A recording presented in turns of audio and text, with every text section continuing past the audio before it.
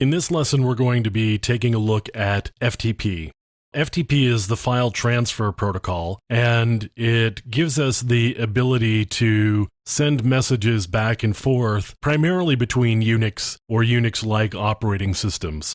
In the days before we had a lot of file sharing, like Windows file sharing, or even NFS, which is the networked file server for Unix-like operating systems, we needed to be able to send messages back and forth, and FTP was the way to do that. I'm just going to connect to a server that I've got on my local network, and you can see that I'm connecting to a pure FTPD server, and we are going to log in here, and I'm just going to give it my password. Now I can just list all of the files that are there, and there's not really anything there because I haven't put anything up. So let's take a look at what we've got here for the FTP messages. You can see, again, FTP is a clear text protocol. You can see I've sent the user request. User is the command that's being sent. So we've got the request command user and the request arg, which is my username. I get a response, and much like many other protocols, like HTTP, for example, I've got response codes. So the response code here is 331, which tells me that the username's okay, but I need a password. And now I've got a request command pass, which is the password command. Of course, the argument is the password for that particular user. So then we get a response, the user's logged in, and the current directory is, and it gives me the directory. So now here's a number of other commands. So we've got the system command, and we've got the feature command, and of course the system command replies with Unix, and the feature command replies with a list of extensions supported. Then we get to where I send a list request, and that's where we've ended so far. Let me actually dump that. Let me just create a file here. So I'm going to create a file so I can send a file, and let me FTP back in.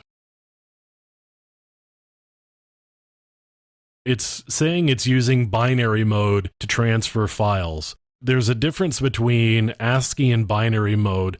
Most of the time you're going to want to send binary mode. The difference is 7-bit versus 8-bit. If you send files in ASCII mode, you're only sending 7 out of the 8 bits in your byte. And that's because most files are only going to use the shorter ASCII set as opposed to extended ASCII. So the shorter ASCII set is only values 0 to 127, so we only need 7 bits for that. If I want to get the full 8 bits, which includes extended ASCII, and of course, any executable that I send or zip file or anything like that has to be sent in binary mode because I need the full 8 bits, otherwise I'm going to get corrupted messages. The file that I've created, really there's nothing in it that I couldn't send 7-bit, and I could send ASCII. I'm going to leave it alone as binary because that's always going to be okay. So I'm going to put file.txt, and you can see that we've accepted a data connection and we've transferred the file. Now if I do an ls, you can see file.txt. I could also do a dir and do the same sort of thing. And you can see all of the commands that you can do here. So I could actually send multiple files using an mput, which would be multiple put. Similarly, I could do an mget, which would be a multiple get. So I put files and I get files. I could do a status, and you can see what the status of my connection is and the version of the software that I'm using, all sorts of stuff about the session that I'm connected on. We should be able to go back here, and let's take a look at FTP again. Now we can see I'm logging in again, and I should be doing a put here. The FTP command is actually store. there could actually be a negotiation here about the port I'm going to use, and that's if we need to set up a separate data connection, but we're actually going to be using passive mode, which means we're going to connect over the ports that are already open. This is more firewall friendly. If you are doing active mode, which means we create new ports to send the data over, then the firewall needs to be able to know how to open those ports and allow the data stream through. In this case, we're just going to use the ports that are already open so we can avoid the issue with the firewalls. We're just sending data along at this point. And we're going to be sending the message. Up here is where we accept the data connection and we successfully transfer the file. And then, of course, we do a listing down here so we can see the file that we had put up. And that's the command that I typed, was the list. You can see here how FTP works. Again, it's another reasonably simple protocol, and the commands that we type actually translate to different FTP commands. In fact, some of them translate to the same command. You can see in this packet capture, there's actually 2 back-to-back list requests.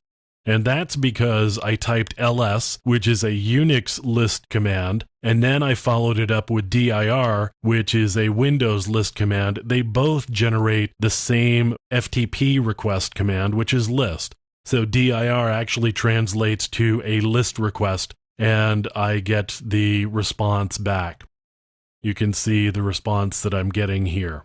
That's how FTP actually works. Again, it's another clear text protocol. So you have to be careful where you run FTP, because you can see here that the password is in clear text along with the username, and I'm just running a packet capture. I could run a packet capture on any network.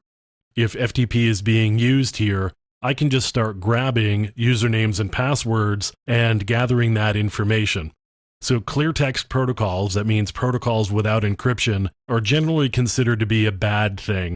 So here on my local network, I'm the only one here at the moment, the only one capable of seeing this particular information. So for demonstration purposes here, it's not really a big deal. But if you wanted to use this in an enterprise environment, be aware that if you're using FTP without something like SSL over the top of it, you're running the risk of transmitting usernames and passwords.